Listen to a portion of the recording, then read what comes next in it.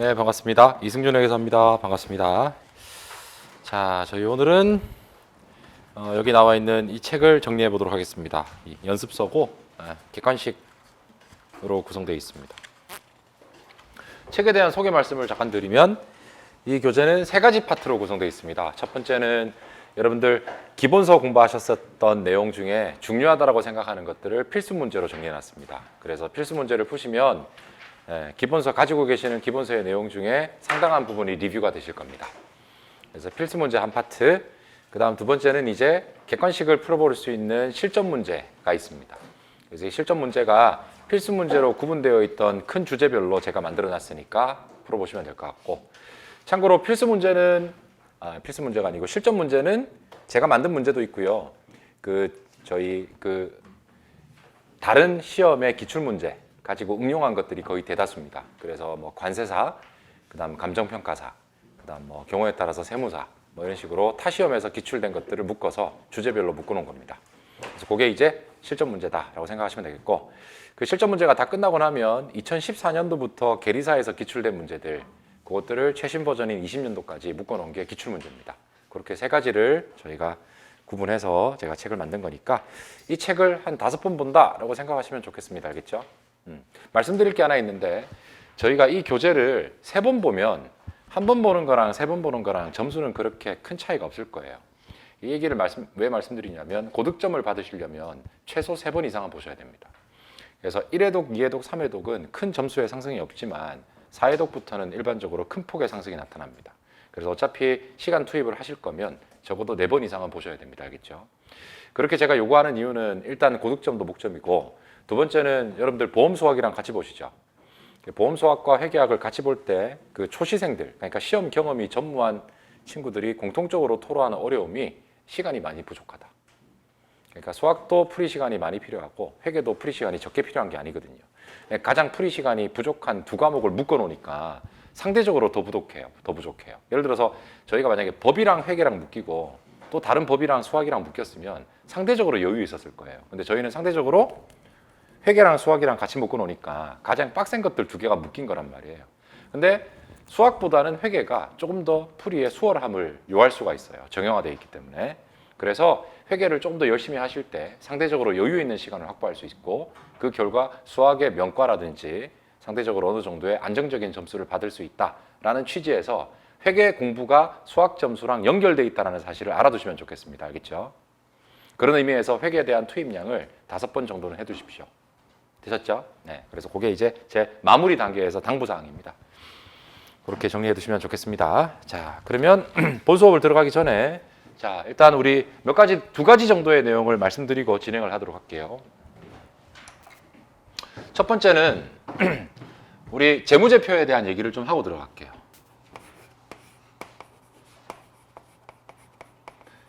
이 재무제표에서 여러분들 제일 중요한 게 자본이에요. 자본. 왜 자본이 중요하냐면, 회사의 재산이 아무리 많아도 소유주들이 가져갈 재산이 적으면 의미가 별로 없어요. 그래서 여러분들 회사의 재산 중에 회사가 갚아야 될 부채를 빼고도 남은 게 자본이죠. 그죠? 그래서 이 자본은 기초자본이라는 게 하나 있고, 자, 여기에다가 유상증자라는 거 있으면 더해줍니다. 유상증자 이런 거 있으면 더해줍니다. 그 다음 유상감자가 있으면 빼줍니다.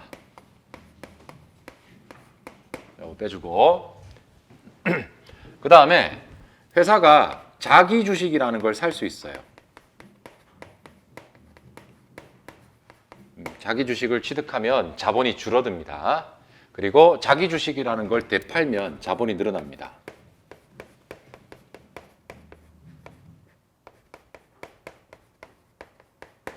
자본이 다시 늘어납니다. 그 다음에 회사가 소유주들한테 배당을 쏠 수 있는데 현금 배당이라는 게 있어요. 자, 회사는 주식으로도 배당을 할 수 있어요. 신주를 발행해서. 근데 주식으로 배당을 하면 자본의 구성 요소끼리 이사다니는 것이지 회사의 전체 자본 가치가 늘어나는 게 아닙니다. 알겠죠? 그래서 현금 배당을 하는 경우에는 회사의 자본이 유출됨으로 감소됩니다.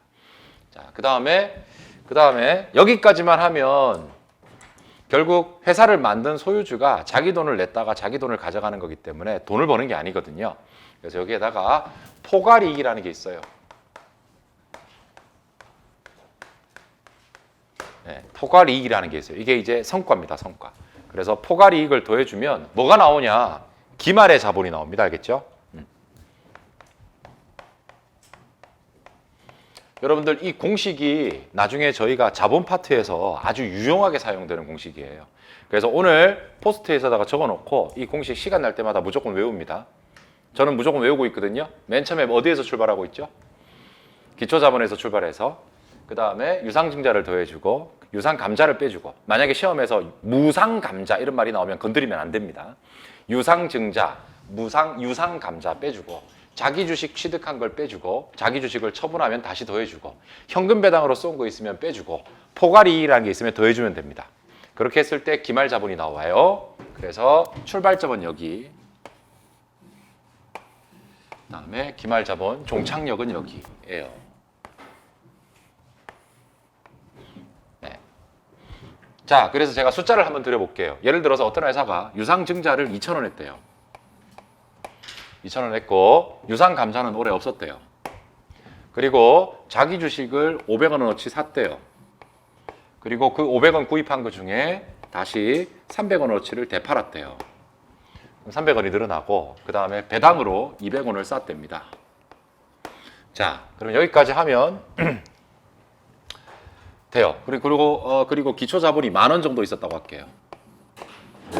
그러면 10,000원에서 2,000원 더해주고 500원 빼주니까 1,500원 올라간 거고 1,800원이고 다시 200원 빠지니까 1,600원 증가한 거죠. 그럼 여기가 11,600원이어야 해요. 근데 저희가 만약에 포괄이익이 여기가 11,600원이 아니라 13,000원이었다고 한다면 13,000원이었다고 한다면 포괄이익이 얼마다라는 사실을 알 수 있어요. 1,400원. 네. 제 말 따라오셨죠? 그래서 포괄이익은 지금처럼 등식을 통해서 구할 수 있습니다. 기초의 자본이 나와 있고 기말의 자본이 13,000원이라고 나와 있으면 어쨌든 간에 2,000원이, 3,000원이 커진 거잖아요. 요 3,000원 커진 거 중에 흰색들만 발라낼 수 있다면 빨간색을 역으로 찾아낼 수 있다. 그런 논리예요. 그래서 이렇게 해서 포괄이익을 계산할 수 있어요. 자, 근데 우리가 포괄이익이라는 걸 계산하는 두 번째 방식이 있는데 그 두 번째 방식은 분계를 통해서 찾는 거예요. 뭘 통해서 찾는 거라고요? 분계를 하다 보면 수익이 만들어지고 분계를 하다 보면 비용이 만들어지고 분계를 하다 보면 재평가 잉여금과 같은 기타 포괄이익이 만들어진단 말이에요. 이런 수익과 비용과 기타 포괄이익을 통해서도 포괄이익을 만들어낼 수 있어요. 제 말 따라오셨죠? 그러면 말씀드릴 게 이 1,400원이라는 것은 결과값이에요. 근데 정보 이용자들은 결과값만 알면 안 되고 1,400원의 원천이 어떤 건지 반드시 필요합니다. 예를 들어서 1,400원은 말이에요. 10,000원에서 8,600원을 빼도 1,400원이죠. 근데 10만 원에서 98,600원을 빼도 1,400원이잖아요. 1,400원의 경우의 수가 되게 많은 거란 말이에요. 근데 10만 원을 벌어서 1,400원을 번 회사는 수익성이 굉장히 안 좋은 회사예요. 규모는 되게 크지만 남는 건 별로 없는 회사란 말이에요. 그래서 옥석을 가리는 데 있어서 우리가 1,400원이라는 결과값도 물론 중요하지만 이 1,400원을 만들어내는 원천을 확인하는 게 훨씬 더 필요해요. 그래서 우리 포괄이익이라는 것은 이와 같은 등식을 통해서 결과값만 찾아내지 않고 1,400원의 원인들을 파악할 수 있도록 보고서가 필요합니다. 그 보고서가 포괄손익계산서예요. 뭐라고요? 포괄손익계산서. 그래서 이 포괄이익 1,400원의 원천을 보여주는데 원천은 두 가지로 구성됩니다. 첫 번째 당기순이익. 제가 뭐라고 그랬죠? 당기순이익. 두 번째가 당기순이익은 아니지만 포괄이익에 들어가는 기타 포괄이익이라는 게 있어요. 그렇게 두 가지가 있다. 그러면 당기순이익은 어떻게 계산하냐? 당기순이익은 수익이라는 요소에서 뭐에서요? 수익이라는 요소에서 비용을 뺀대요. 수익이라는 요소에서 비용이라는 요소를 빼면 당기순이익이 나온대요.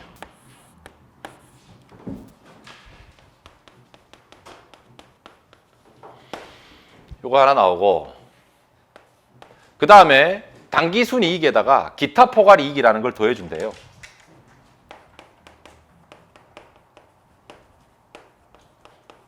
기타 포괄이익이라는 걸 더해주면 우리가 포괄이익이라는 게 나온답니다. 이렇게 해주면 포괄이익이 나온대요.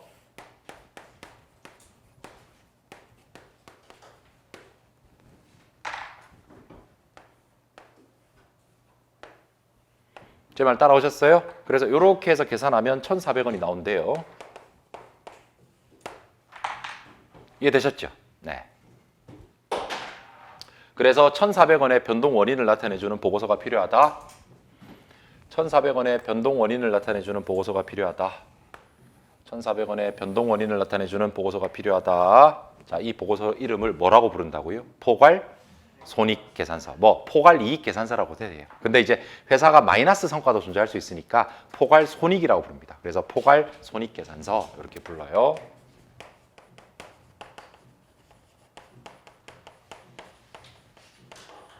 네. 이해되셨죠? 네. 그러면 물어볼 거.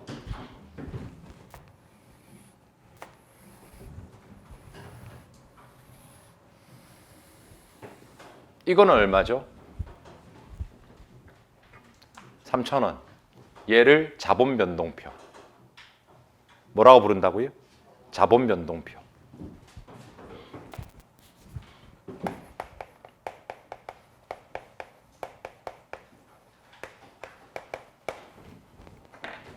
느낌 오죠?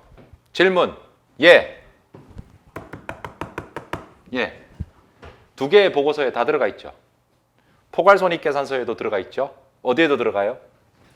자본변동표에도 들어가요. 그래서 포괄이익이라는 것은 두 개의 보고서의 연결고리가 됩니다. 제 말 따라오셨습니까? 자, 그 다음에 예, 유상증자, 유상감자, 자기주식 취득, 자기주식 처분, 현금배당. 이놈들의 공통점이 뭐냐? 전부 다 회사와 주주가 거래한 거예요. 회사와 누가 거래한 거라고요? 주주. 여러분들 유상증자, 회사가 누구한테 돈 받죠? 주주한테. 신주를 발행하고 돈 받잖아요. 그죠? 감자, 회사의 주식을 소각시켜버리고 주주한테 돈 주는 거예요. 무슨 말인지 알겠습니까? 자기 주식을 샀다. 기존 주주가 가지고 있는 주식을 빼앗아 온 거예요. 돈 주고. 따라오셨죠? 그 다음에 자기 주식을 팔았다. 새로운 주주 관계를 맺는 거예요. 현금 배당을 줬다. 누구한테 주는 거예요? 당연히. 주주한테 주는 거죠. 그래서 이 놈들의 공통적인 특징은 회사의 거래 상대방이 우리 회사의 오너들이에요. 그래서 오너들과의 거래를 우리는 자본거래라고 그래요. 뭐라고 한다고요? 네. 그래서 요놈들은 자본거래라는 특징이 있어요. 여기서부터 여기까지. 그래서 지금 외우세요. 자본거래는 이런 것들이 있어요. 첫 번째, 증자나 감자. 알겠죠? 두 번째, 자사주 거래. 무슨 거래? 자사주 거래. 세 번째, 현금 배당. 알겠죠? 배당 거래. 이렇게 증자 거래, 감자 거래, 자사주 거래, 배당 거래. 이런 것들을 다 묶어서 자본 거래다 이렇게 부릅니다. 동의하지요? 네. 그래서 자본 거래는 자본 변동표에만 들어가더라. 그런 얘기예요. 여러분들 이 공식 하나 가지고 나중에 총 자본의 변동을 쉽게 구할 수 있습니다. 그러니까 이 공식 꼭 외워두시도록 합니다. 다음 이거 10,000원. 자산 10만 원. 부채 9만 원. 그럼 자본이 얼마죠? 10,000원. 동의해요? 네. 요게 이제 재무상태표. 대신 이 재무상태표는 기말 재무상태표예요. 기초 재무상태표예요. 기초의 재무 상태를 나타내주는 보고서예요. 자, 그 다음 여기 있는 13,000원. 여기 있는 13,000원. 자산 11만 원. 부채 97,000원. 자본 13,000원. 요것도 재무 상태표. 네. 끝. 자, 그럼 지금 재무상태표 제가 지금 3개 얘기했어요. 재무상태표, 자본변동표, 무슨 손익계산서? 포괄손익계산서. 여기 재무제표 3개. 그 다음 여기 자산 안에 현금이 있어요. 자산 안에 현금이 있다. 예를 들어서 현금이 3,000원 있더라. 그 다음 여기 자산 안에 현금이 있더라. 현금이 얼마 있었냐면 1,000원 있었다. 그죠? 그러면 요거 비교해 보면 자, 여기 있는 이 1,000원짜리가 연도 말이 되면 얼마가 되죠? 3,000원이 되죠? 얼마가 늘었어요, 현금이? 2,000원이 늘었다. 어떤 원천 때문에 현금이 2,000원이 늘었냐? 이걸 얘기해 주고 싶다. 현금 흐름표. 뭐요? 현금 흐름표. 그래서 아까 이것도 똑같아요. 2,000원이라는 건 결과값이거든요. 근데 이 결과값이 어떤 원천원으로 만들어진 건지 보여줘야 돼요. 그래서 우리가 배운 적이 있는데 이 현금 흐름을 영업활동 현금 흐름 뭐라고 그랬어요 제가? 영업활동, 투자활동, 재무활동으로 나누어서 요걸 다 더했더니 2,000원 플러스가 나온다. 이렇게 작성하는 재무제표를 현금 흐름표다 이렇게 부릅니다. 그래서 영업활동 그래서 우리 줄여가지고 영순현이라고 그랬어요. 영업활동 순현금 흐름 투자활동 순현금 흐름 재무활동 순현금 흐름 이렇게 각각 나누어서 이것들을 다 더했을 때 2,000원이 나오더라. 이것들을 다 더했을 때 2,000원이 나오더라. 2,000원이 나오더라. 이렇게 만들어주는 보고서를 무슨 흐름표라고 부르자? 현금 흐름표라고 부른다.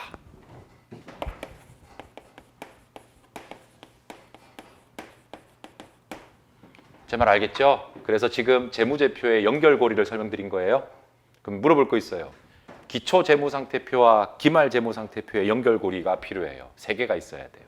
기초재무상태, 기말재무상태 연결고리 3개 있어야 돼요. 얼마나 벌었지? 포괄손익계산서.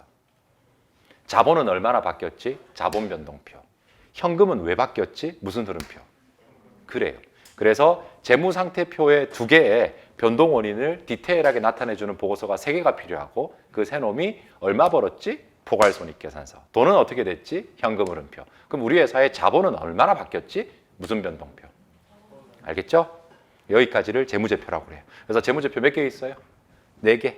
재무상태표, 포괄손익계산서, 자본변동표, 무슨 흐름표? 현금 흐름표. 그리고 이 4개의 특징은 전부 다 숫자만 꽂혀요. 전부 다 뭐만 꽂힌다고요? 숫자만 꽂혀요. 근데 정보 이용자들은 야, 이 회사는 본사가 어디 있지? 무슨 말이겠죠? 대주주는 누구지? 이런 정보도 필요하단 말이에요. 그래서 이 숫자를 이해할 수 있는 질적 정보가 필요한데 그 질적 정보를 주석이라고 그래요. 뭐라고 부르자? 주석. 그래서 앞으로 재무제표라고 부르면 재무제표는 협의의 재무제표가 있고 광의의 재무제표가 있어요. 그래서 그냥 아무 밑도 끝도 없이 재무제표 이렇게 하면 재무상태표, 포괄손익계산서, 자본변동표, 현금흐름표, 주석까지를 재무제표라고 그래요. 알겠죠? 그럼 협의는 뭐냐면 주석 빼고 뭐 빼고? 주석 빼고 이 4개를 재무제표 본문이라고 그래요. 알겠죠? 재무제표 뭐라고 부르자? 본문. 그래서 숫자로 표시되는 게 본문이고요. 요 숫자를 설명하는 질적 정보를 뭐라고 부르자? 주석. 그래서 어쨌든 여러분들 레포트 쓰실 때 밑에다가 주석 다는 것도 레포트의 일부잖아요. 그러니까 이 질적 정보라는 것도 본문의 일부이기 때문에 주석까지 포함해서 재무제표 다 이렇게 얘기해야 돼요. 알겠죠? 제 말 따라오셨어요? 네. 그래서 그거 기본 개념으로 아주 중요한 거니까 이걸 기억하셔야 됩니다. 첫 시간에. 자, 그러면 제가 왜 이거부터 설명을 드려야 되냐? 여러분들 문제를 초심자들이 보다 보면 이게 헷갈릴 수가 있어요. 이게. 여기 있는 게. 여기 있는 게 헷갈릴 수 있기 때문에 이런 것들을 제가 정리해 드릴게요. 알겠죠? 자, 그럼 먼저 여러분들 여기 보면 수익에서 비용을 뺀 게 무슨 순이익이고 그 다음에 기타 포괄 이익이 있잖아요. 그럼 여기서 어떻게 외우시냐면 기타 포괄 이익을 외워두셔야 돼요. 참고로 기타 포괄 이익은 딱 정해져 있어요. 개수가. 그래서 걔를 외우시고 그걸 제외한 나머지 성과들을 전부 다 당기순이익이라고 하시면 돼요. 무슨 말인지 알겠죠? 네. 그래서 기타 포괄 이익에 대한 공부를 해둘게요. 자, 기타 포괄 이익 공부합시다. 기타 포괄 이익은 열거입니다. 열거. 열거된 항목의 하나입니다. 열거된 항목의 하나고 이걸 제외한 성과는 전부 다 당기순이익이다 이렇게 생각하시면 됩니다. 알겠죠? 그러면 열거된 거 기억해 두도록 할게요. 반으로 나누어서 첫 번째 재평가 잉여금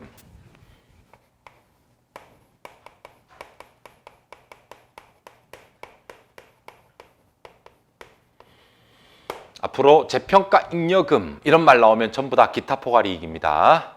자, 그다음 두 번째. 자, 두 번째. 우리 기업들이 직원들한테 퇴직금을 줄 때 퇴직금을 주는 방법이 2가지가 있거든요. DC형이라는 게 있고 DB형이라는 게 있어요. DB를 한글로 확정급여 제도라고 해요. 뭐라고 하자고요? 우리 수업 시간에 배운 것 중에 보기사항 기억나요? 그거 얘기할 거예요. 그래서 확정급여 제도라는 퇴직금에서 확정급여 제도라는 퇴직금에 있어서 이 계리사들이 확정급여제도는 퇴직금을 갱신한다고 그랬잖아요, 계속. 그 갱신될 때 발생하는 손익을 보기상이라고 해요. 뭐라고 하자고요? 보기상. 그래서 이 보기상은 언제 발생하냐면 갱신될 때 생기는 거예요. 그래서 갱신을 우리가 회계에서 재측정이라고 해요. 뭐라고 하자고요? 재측정. 그래서 확정급여 제도의 재측정과 관련된 손익. 재측정 과정에서 발생되는 손익. 이렇게 알아두세요. 확정급여 제도, 재측정, 갱신 과정에서 생기는 손익. 이것도 기타 포괄 이익입니다. 자, 그 다음 세 번째, 우리가 주식을 사면 주식을 고상하게 지분상품이라고 그래요. 뭐라고 부른다고요? 지분상품이라고 하는데 이 지분상품을 공정가치로 평가하고 손익을 기타 포괄 손익으로 인식하는, 알겠죠? 공정가치로 평가하고 기타 포괄 손익으로 인식하는 금융자산을 FVOCI 금융자산이다 이렇게 부릅니다. 그래서 FVOCI 금융자산의 평가 손익도 우리가 기타 포괄 이익 중에 하나입니다.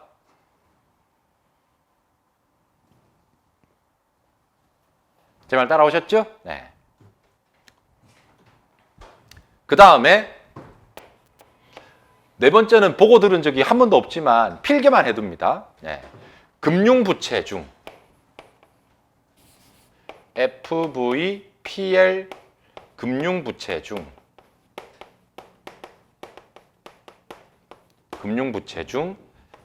자기 신용 위험에 대한 손익. FVPL 금융부채 중 자기 신용 위험에 대한 손익. 금융부채 중 자기 신용 위험에 대한 손익. 이런 게 있대요. 알겠죠? 배운 적 없어요? 괜찮아요. 이런 게 있대요. 근데 이제 이런 이름이 나오면 이게 무슨 포괄 이익이다? 기타 포괄 이익이다. 열거된 거니까 열거된 거는 이름을 적어도 다 외워두자. 그런 취지예요. 공부 안 해도 돼요, 이거. 근데 이름만 알아두세요. 그래서 이런 거 있다. 되셨죠? 그 다음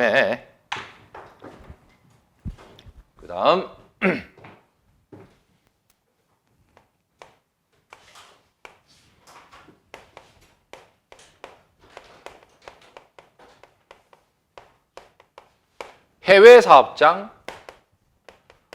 환산 손익. 해외 사업장 환산 손익. 이건 뭐냐면 삼성전자가 미국에 지점이 있대요. 알겠죠? 그럼 미국에 있는 지점이니까 그 지점은 그 미국의 로컬 커런시를 가지고 붕괴를 하겠죠. 미국에 있으니까. 그러니까 미국에 있는 US 달러 가지고 막 회계 처리할 거란 말이에요. 근데 이거는 다른 회사 거예요. 삼성 거예요. 삼성 거니까 우리나라 돈으로 환산해 가지고 재무제표에 합쳐줘야 됩니다.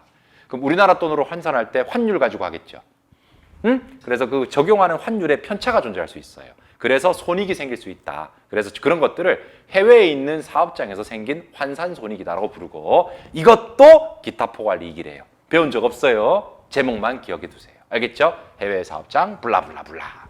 그 다음 두 번째 현금 흐름 위험 회피 적립금이라는 게 있어요.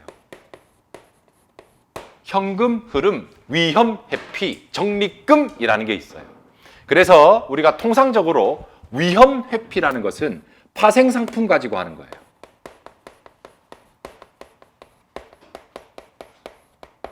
뭐 가지고 하는 거라고요? 그래서 다른 거 모르겠고 현금 흐름, 위험 회피, 적립금, 파생 상품 이런 단어가 나와도 기타 포괄 이익이구나 이렇게만 기억해 두세요. 결과를. 알겠죠? 그 다음에 3번 채무상품. 사채입니다. 자, 채무상품 원리금으로 구성된 상품이에요. 원리금으로 구성된 채무상품을 FVOCI로 분류하고 요놈의 평가손익이 생기면 그 평가손익도 기타 포괄 이익입니다. 제 말 따라오셨습니까? 그래서 지금 제가 필기 몇 개 했죠? 7개 했잖아요. 근데 제가 7개를 쭉 썼어요. 반씩 나눴어요. 나눴잖아요. 좌우로 나눈 이유가 있어요. 자, 여러분들 여기 있는 7개들의 공통적인 특성은 뭐냐? 아직까지는 배당하지 못하는 이익이다. 아직까지는 뭐 할 수 없는 이익이다? 배당할 수 없는 이익이다. 근데 언젠가는 뭐가 된다고 그랬죠, 제가? 배당할 수 있다고 그랬죠?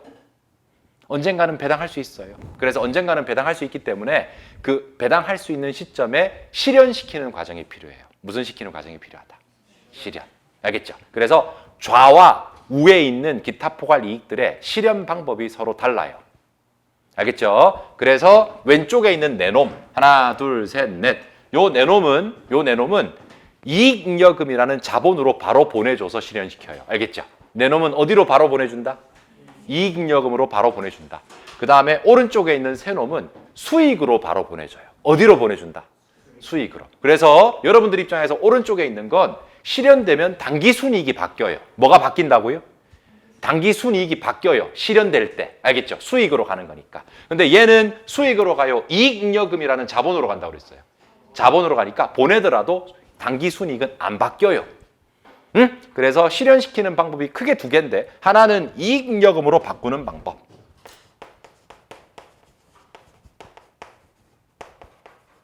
걔를 이익잉여금 대체라고 부릅니다. 그래서 이 왼쪽에 있는 것들을 이익잉여금 대체를 통해서 실현시키는 겁니다.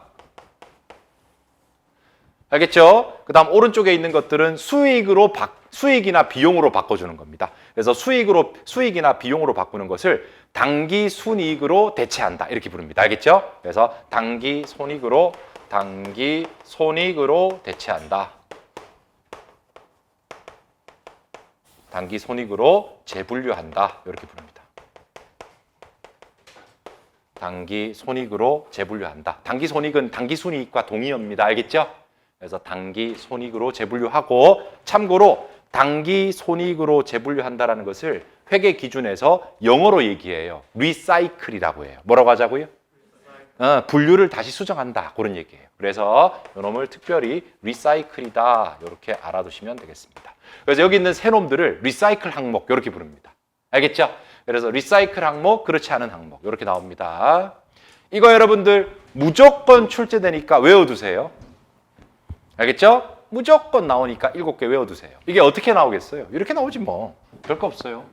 이렇게 나와요. 이렇게 내놓고 다음 중 성격이 다른 하나는 이렇게 하면 풀겠죠. 그렇잖아요. 다음 중 성격이 다른 하나는 하면 얘겠죠. 얘 재평가잉여금. 쟤는 리사이클 하는 거예요. 직접 이익잉여금 대체하는 거예요. 네, 그런 식으로 나오니까 어디가 어떻게 실현되는지 항목별로 전부 다 외우고 있어야 됩니다. 당연히 여러분들 적은 걸 외우세요. 지금 한쪽은 4개고 한쪽은 3개죠. 리사이클 되는 걸 외우세요. 알겠죠? 리사이클 되는 거. 그래서 첫 번째, 리사이클 되는 것 중에 첫 번째, 해외 사업장. 두 번째, 현금 흐름 위험에 세 번째는 공부한 거.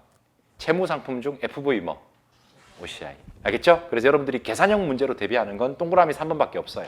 나머지는 몰라도 돼요. 근데 이름 정도는 알고 있어야 돼요. 이런 문제를 대비하기 위해서. 제발 따라오셨지? 그래서 이 정도 정리해 두시면 좋겠어요. 그래서 요거 먼저 정리해 봤어요, 우리.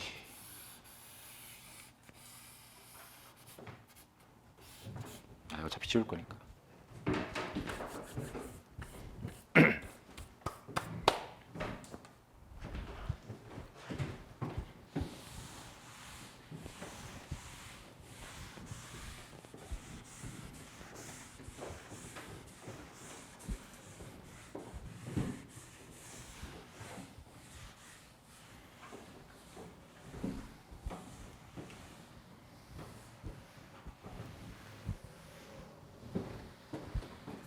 교재 가볼까요?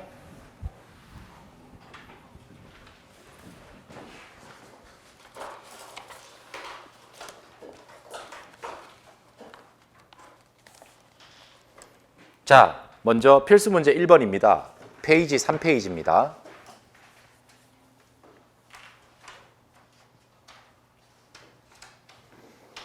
읽어보겠습니다.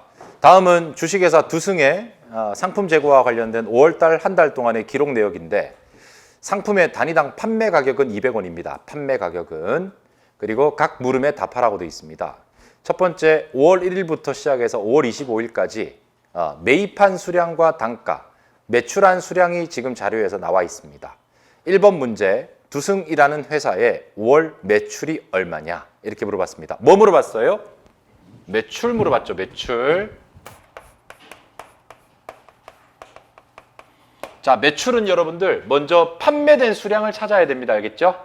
그래서 5월 한 달 동안 매출이라고 되어 있는 거 보시면 5일 날 50개 팔았고 100개 팔았고 150개 팔아가지고 총 몇 개 팔았어요?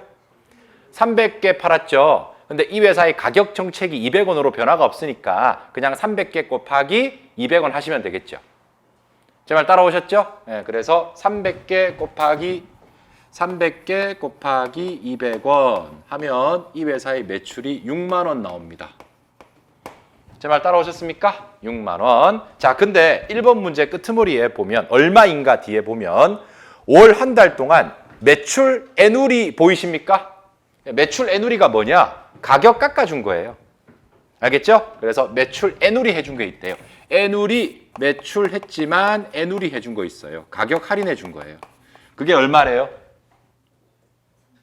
3,000원? 네, 그럼 3,000원 뭐 해야 돼요? 플러스 해야 돼요? 마이너스 해야 돼요? 그렇죠, 빼줘야죠. 6만 원 받아야 되는데 3,000원 까준 거예요. 그 다음에 그 옆에 뭐라고 돼 있어요? 매출 할인 맞나? 매출 이거 다 합쳐가지고 3,000원이구나. 그래서 매출 애누리와 할인 이런 거 있고, 요게 여러분들 가격 깎아준 겁니다. 그 다음에 여러분들 여기에는 안 나와 있지만 이런 게 나올 수 있어요. 제가 뭐라고 적었어요? 요거는 뭐냐면 팔았지만 반품되어서 취소되어서 들어온 겁니다. 그래서 요거는 매출의 뭐다? 취소다. 위에 거랑 구분하세요. 위에 거는 매출이 취소되지 않고 조금 깎아준 거예요. 밑에 건 팔았지만 취소된 겁니다. 알겠죠? 그럼 이런 거 나와도 뭐 해주면 되겠습니까? 빼주면 됩니다. 그래서 요거 있으면, 지금은 없지만 있으면 빼주세요. 알겠죠? 그래서 참고로 여기 있는 6만 원을 차감 전 매출이라고 불러요. 뭐 하기 전에 매출. 그래서 이거를 총 매출이라고 해요. 일반적으로. 무슨 매출? 총 매출. 알겠죠? 그래서 그로스. 아이고 대행장. 그래서 총 매출이라고 부르고, 얘를 총 매출이라고 부르고, 이 총 매출에서 가격 깎아준 거 빼주고 취소된 거 빼주면 진짜 매출이 나옵니다. 알겠죠? 이런 것들 다 빼서 우리는 손익계산서에 공시되는 매출이다. 포괄 손익계산서에 표시되는 매출이다. 이렇게 부릅니다. 그래서 이 문제에서는 57,000원이 매출입니다. 여기까지 따라오셨습니까? 그 다음 그 옆에 무슨 운임이 있습니까? 여러분들 판매 운임은요, 예를 들어서 이런 거예요. 제가 여러분들한테 치킨을 10,000원에 팔았어요. 알겠죠? 치킨을 10,000원에 팔았는데 여러분들 평소에 저한테 워낙 많이 사줘가지고 제가 300원 깎아줬어요. 그러면 저의 매출은 10,000원이에요? 9,700원이에요? 9,700원이에요. 근데 제가 배달해줬는데 라이더 비용으로 제가 1,000원을 낸 거예요. 알겠죠? 이걸 판매 운임이라고 해요. 그럼 판매 운임이 1,000원 생겼을 때 저는 매출이 8,700원이다 이래야 될지, 아니면 9,700원이 매출이고 매출 운임은 판매비와 관리비라는 별도 비용으로 보고해야 될지, 이런 게 좀 필요할 수 있단 말이에요. 근데 여러분들 우리 회계라는 건, 손익계산서라는 건 내가 이 사업을 하는 데 있어서 운임이 얼마나 생기는지도 보여줄 필요가 있단 말이에요. 그래서 당연히 매출에서 까야 되겠어요? 별도 비용으로 보여줘야 되겠어요? 별도 비용으로 보여줍니다. 그래서 매출 운임은 판매비와 관리비로 처리합니다. 판매비와 관리비. 그래서 판매비와 관리비라는 게 있어요. 판매하는 데 발생하는 돈, 기업을 관리하는 데 발생하는 돈들이 있어요. 이거에다가 매출 운임을, 판매 운임을 포함시켜 줍니다. 그래서 판매 운임은 별도 비용으로 처리하는 거다. 그래서 운임이 얼마 들어갔어요? 2,000원. 2,000원.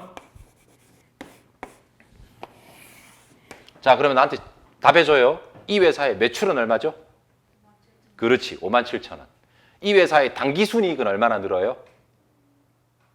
이게 비용이라며 55,000원. 그래서 55,000원과 매출을 구분해야 됩니다. 매출은 57,000원, 나가 순수하게 떨어진 건 55,000원. 알겠죠? 그래서 운임이 들었다고 해서 매출을 55,000원 이렇게 주장하지 말라라는 게 첫 번째 요구사항이에요. 알겠죠? 이거 기억해 두시고 답할 수 있을 거예요. 2번.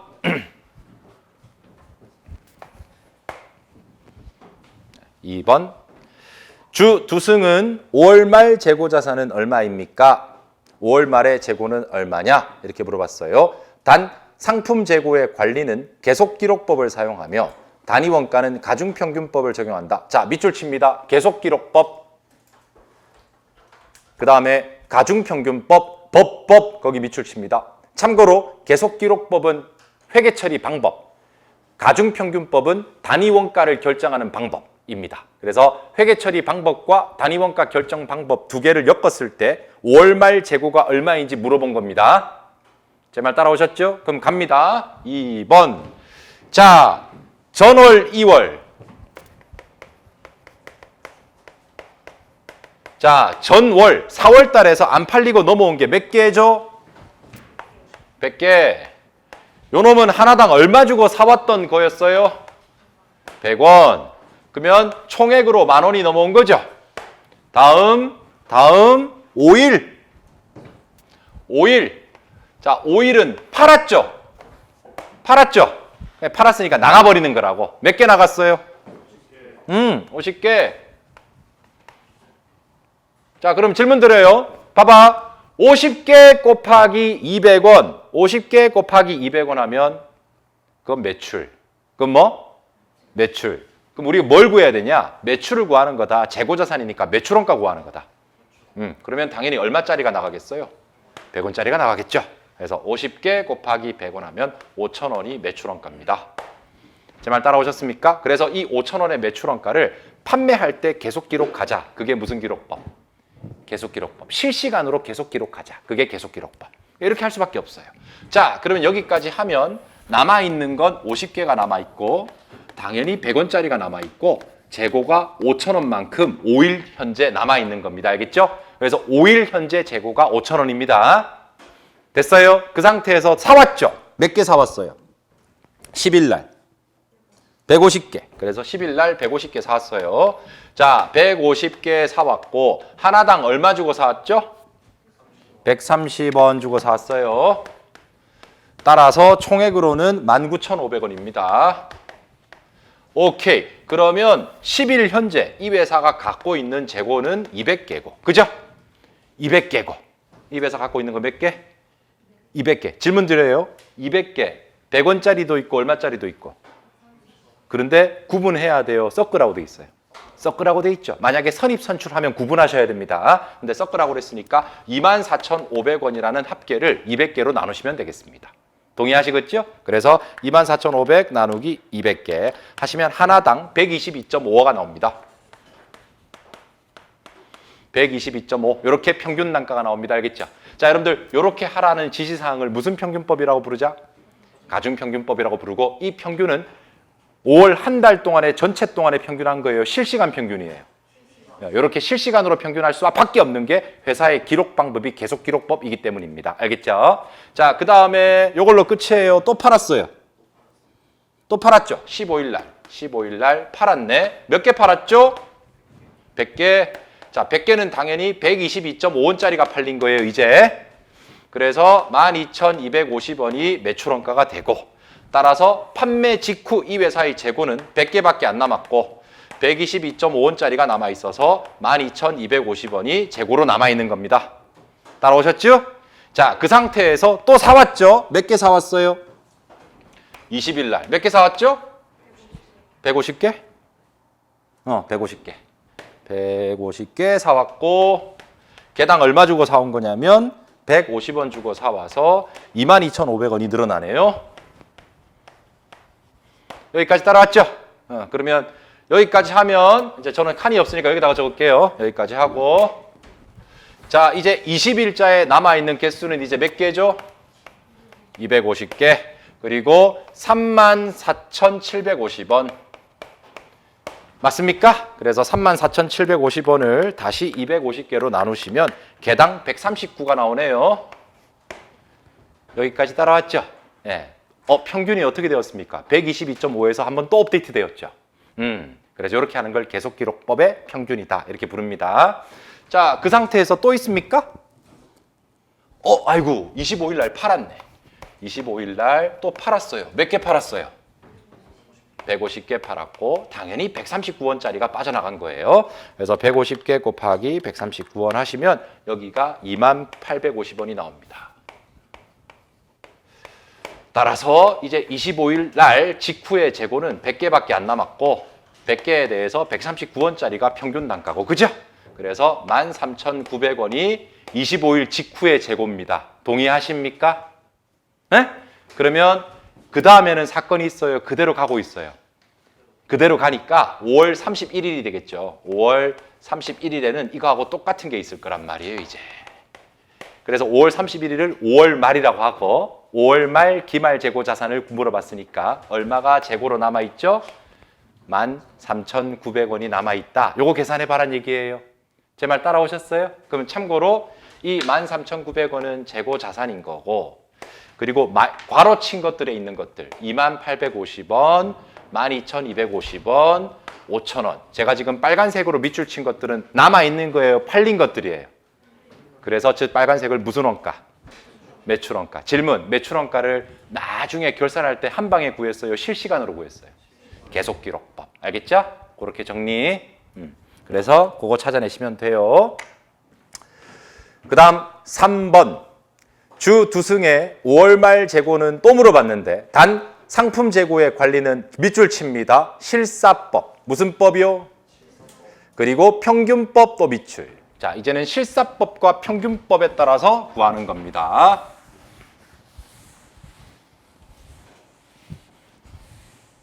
자, 여러분들 실사법이라고 나오면 반드시 이런 뻘짓을 안 해도 돼요. 실사법이 계속기록법이 너무 귀찮아가지고 나온 거예요. 알겠죠? 그래서 실사법은 그 달 혹은 그 회계연도에 한 번만 평균하자. 그 회계연도 전체를 기준으로 한 번만 평균하자. 그거예요. 제 말 동의하시겠습니까? 그래서 한 번만 평균하면 이거 다 더하면 돼요. 표 보세요. 표 보시면 합계 보이십니까? 합계에 전월에서 2월 된 거 10,000원, 19,500원, 22,500원 다 더하니까 얼마 나오죠? 52,000원 나오죠? 네, 그래서 그 52,000원을 분자에 올리시고, 동의하죠? 52,000원을 합계를 올리시고, 요거 나누기 몇 개 하시면 되겠어요? 400개. 알겠죠? 아까보다 훨씬 더 심플하잖아요. 그래서 요렇게 하면 5월 한 달간 평균이 나와요. 알겠죠? 그래서 요거 구해보자. 그래서 52,000원 나누기 400개 하시면 요 놈은 130원이 나오네요. 여기까지 따라오셨어요? 그럼 하나 물어볼 거 있어요? 자, 400개 중에 팔린 거 몇 개죠? 300개. 그리고 안 팔리고 남은 거 몇 개죠, 그러면? 100개죠? 그러면 여기 300개에다가 130원 곱하면 요거는 무슨 원가? 매출원가. 그리고 100개에다가 130원 곱하면 요거는 무슨 재고? 기말재고. 이렇게 하는 거예요. 그래서 이 문제에서 기말재고의 정답은 만 얼마다? 3,000원이다. 이렇게 나옵니다. 중요한 거 하나 있습니다. 여러분들 2번도 52,000원입니다. 다 합치면. 2번도 얼마라고? 52,000원. 그래서 제가 하고 싶은 얘기가 있는데 우리가 지금 2번이든 3번이든 간에 52,000원을 매출원가를 X라고 하고 그 다음에 기말재고를 Y라고 했을 때 기말재고와 매출원가를 더한 값은 무조건 52,000원으로 불변이에요. 응? 근데 우리가 지금 보시는 것처럼 계속기록법으로 해보니까 기말재고는 13,000 얼마가 나왔죠? 900원이 나왔죠? 그렇잖아요. 그죠? 그럼 13,900원 나왔고 아까 우리 빨간색으로 밑줄 친 거 다 더해보면 5,000원 플러스 12,250원 플러스 28,150원 이거 다 더하면 38,100원 나오거든. 그럼 X는 38,100원이라고. 그럼 이거 두 개 더하면 당연히 얼마 나오겠어요? 52,000원. 이렇게 나오는 거예요. 자, 그 다음에 두 번째 요거 가지고 했더니 기말재고는 13,900원이었어요. 13,000원이었어요. 그러면 매출원가는 당연히 합이 52,000원으로 똑같아야 되니까 매출원가는 아까보다 더 커져야 되겠죠. 그럼 여기는 얼마가 되겠습니까? 13,000원 마이너스 52,000원이니까 여기는 39,000원이 나올 겁니다. 제 말 따라왔죠? 오케이. 그래서 52,000원이 X와 Y로 나눠줘야 되는데 나눠진 금액이 똑같아요? 달랐어요? 다르다. 그거 알아두는 겁니다. 이해되셨어요? 다르다. 이거 알아두는 거예요. 네. 다르다. 이거 되게 중요해요. 네. 그러면 정리할 거 있어요. 이제 이 문제에서. 자, 정리할 필기.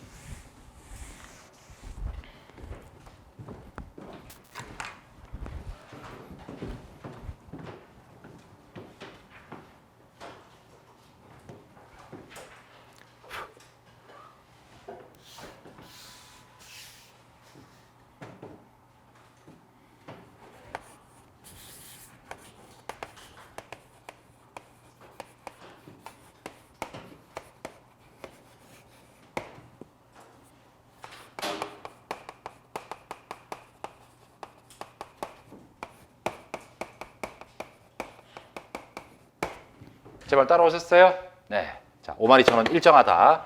자, 첫 번째.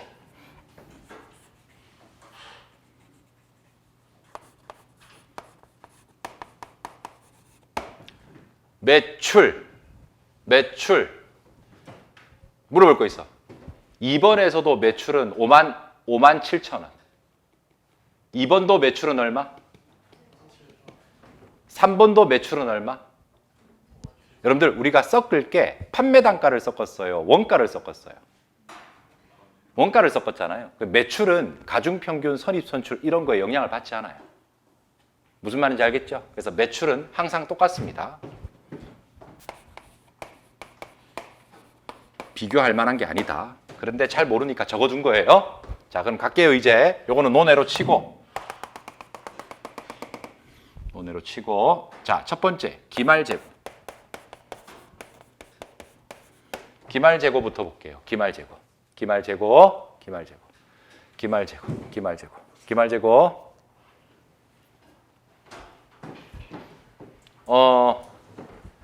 아까 우리 있었는데 여기 얼마죠?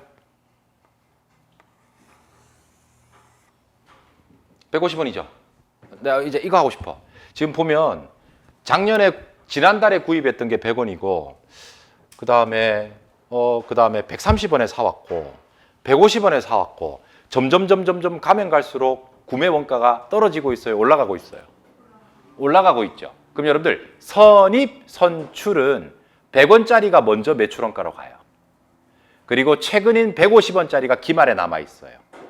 알겠죠? 근데 둘 다 개수는 다 100개만큼이 남아 있는 거란 말이에요. 그래서 100개에 100원짜리가 곱해질 가능성은 없죠. 얼마짜리가 곱해져야 되겠어요?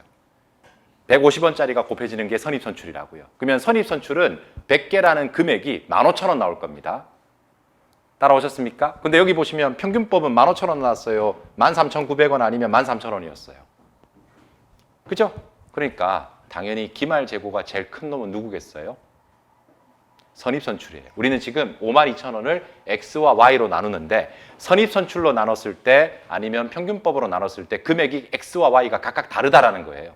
그래서 기말 재고가 제일 큰 놈은 선입선출이 제일 커요. 제 말 무슨 말인지 알겠죠? 됐어요? 그 다음에 여러분들 우리 배우진 않았지만 선입선출이라는 것도 있지만 후입선출이라는 것도 있어요. 뭐도 있다고? 그럼 후입선출은 최근에 들어온 게 먼저 나가는 거예요. 그래서 후입선출을 적용하면 여기 있는 150원이라는 놈이 먼저 매출원가로 들어갑니다. 그러면 가장 오래된 게 기말 재고의 원가로 남아있겠죠. 그죠? 그럼 가장 오래된 게 얼마? 그러니까 후입선출은 제일 작게 계산돼요. 그래서 후입선출은 제일 작다. 후입선출을 영어로 LIFO라고 봅니다. 얘가 제일 작다. 그럼 이 사이에 뭐가 오겠어요? 그렇지, 평균이에요, 평균. 근데 평균이 두 개 있었죠. 계속기록법에서의 평균, 실사법에서의 평균. 여러분들 평균을 자주 할수록 150원에 가까운 값이 나옵니다. 예? 한 번 평균하면 희석되지만 자주 업데이트 할수록 최근의 금액으로 가까워집니다. 알겠죠? 그래서 아까 봤지만 자주 평균할수록 여기 얼마 나왔어요? 139원 나왔고 한 달에 한 번 평균하니까 얼마 나왔어요? 그렇지. 그래서 자주 섞을수록 선입선출에 가까워져요. 그래서 평균법 중에서도 계속기록법에서의 평균법이 실사법의 평균법보다 더 커요. Weighted Average Method. 알겠죠? 그래서 WAM 하면 가중평균법이라고 하시면 돼요. 제 말 따라오셨습니까? 그럼 하나 물어볼 거 있습니다. 여기 있는 이 금액들, 여기 있는 이 크기가 전부 다 Y를 계산한 거죠. 뭘 계산한 거라고요? Y를 계산한 거니까 Y에다가 X를 더한 건 무조건 얼마로 일정해야 돼요? 52,000원 일정해야 되니까 반대편에 있는 X, X는 부호가 뒤바뀌겠죠. 그렇지 않겠어요? 그래서 매출원가라는 놈은 저기 위에 있는 부동어가 바뀌어요. 이해되겠지? 네. 그래서 매출원가는 선입선출법이라는 놈이 제일 작고 오히려 알겠죠? 이렇게 되는 거란 말이지.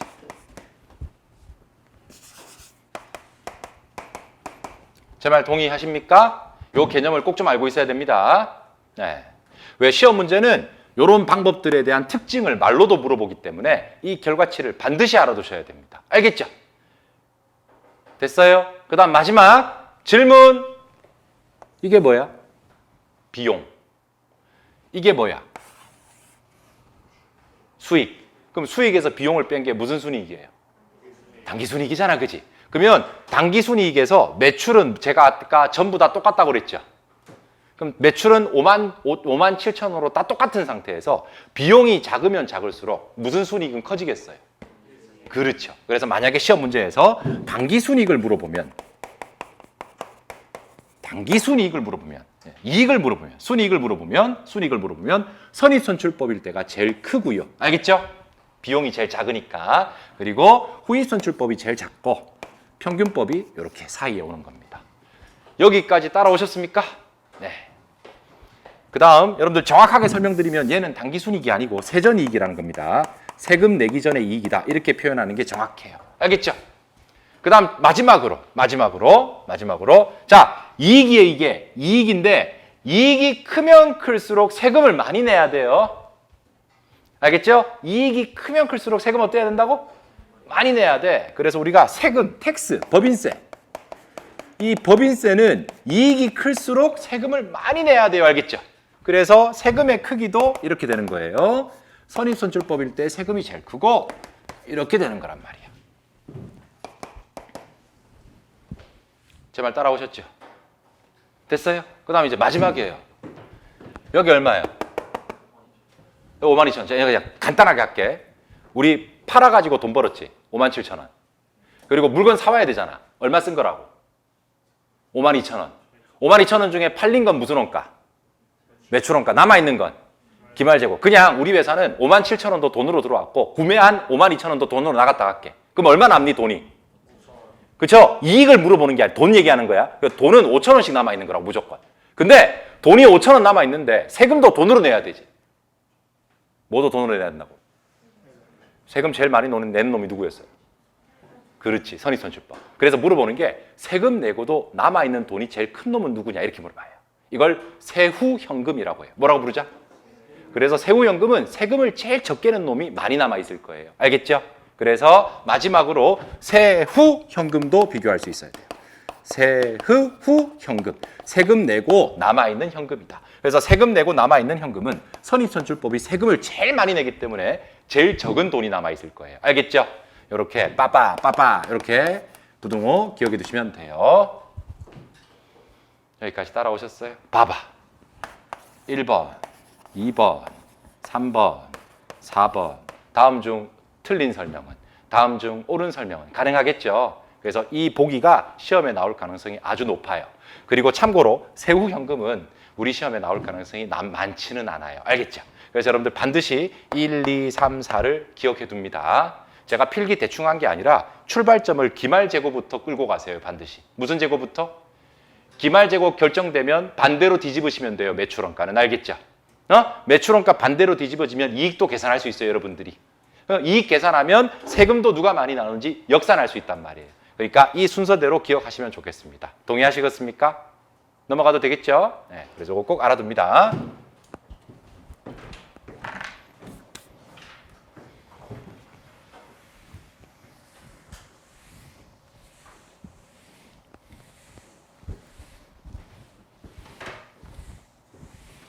마지막으로 필기해 둘 거 있어요.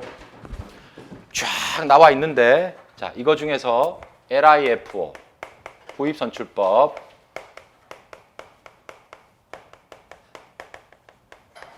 자, 후입선출법 요거 필기해 둡니다.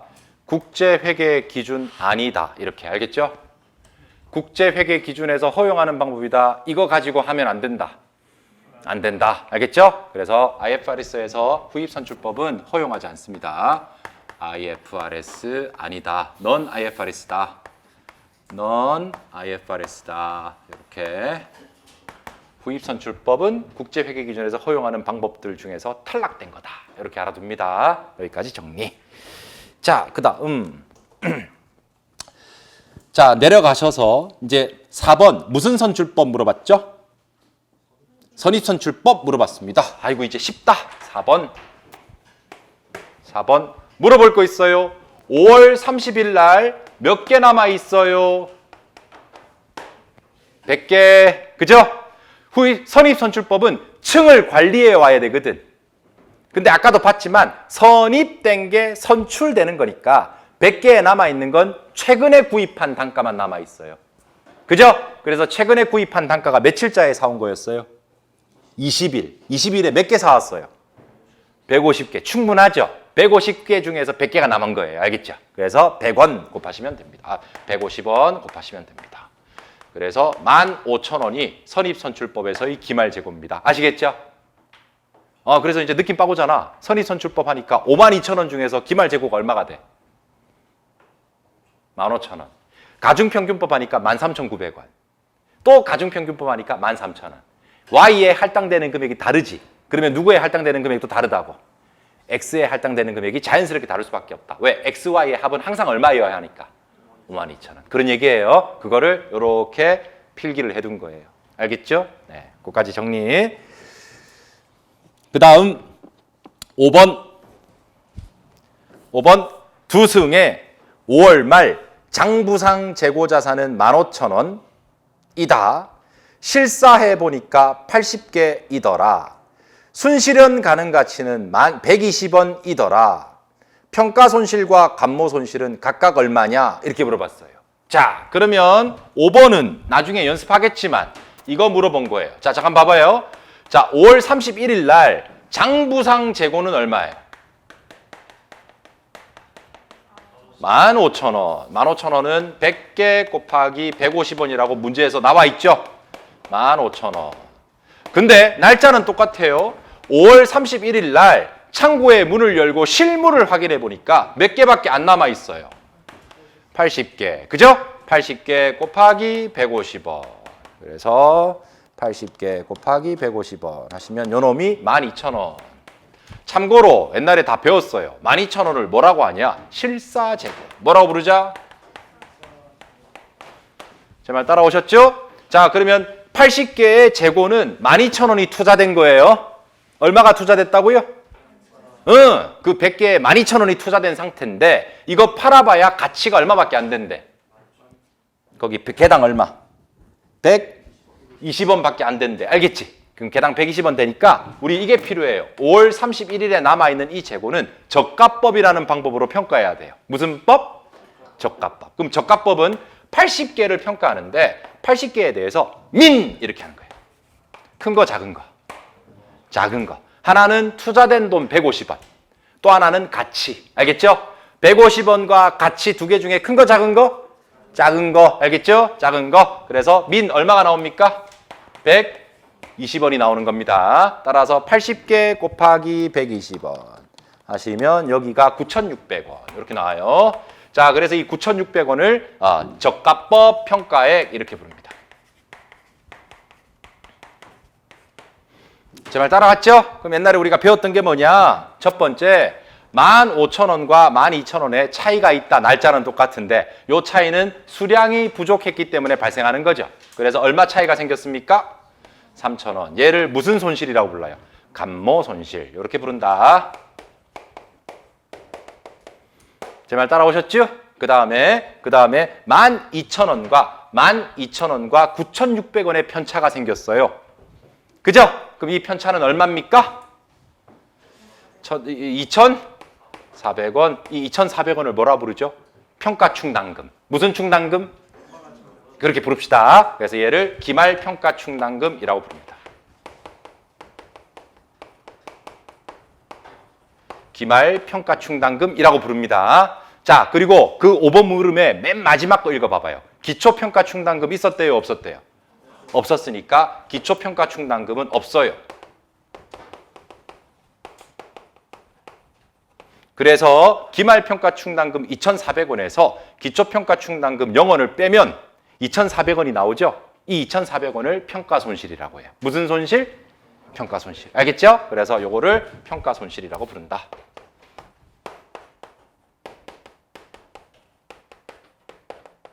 제 말 따라오셨습니까? 네. 물어볼 거 있어요. 여기가 5,000원이면 어떻게 돼요? 여기가 0이 아니고 5,000원이면. 봐봐. 지금 얼마만큼의 투자 금액을 회수하지 못하죠? 2,400원. 근데 기초에는 5,000원이 넘어왔잖아. 그럼 5,000원을 그대로 남겨놔야 돼. 2,400원까지 줄여줘야 돼. 줄여줘야 되죠? 그래서 저기 있는 값이 5,000원이면 결과값이 음수가 나옵니다. 그 음수를 평가 손실 환입 뭐라고 부르자고요? 알겠죠? 꼭 그렇게 기억하세요. 나중에 나와요. 그래서 그렇게 일단 정리해 두세요. 여기까지 하면 필수 문제 1번 정리한 겁니다. 저랑 같이 재고자산의 기본적인 흐름을 다 리뷰하신 겁니다. 그래서 저희 책은 필수 문제가 이렇게 구성되어 있습니다. 알겠죠? 네, 요거 풀고 잘 안 되면 기본서를 또 보시고 저한테 질문도 하시고 하셔야 됩니다. 쉬었다가 보시죠.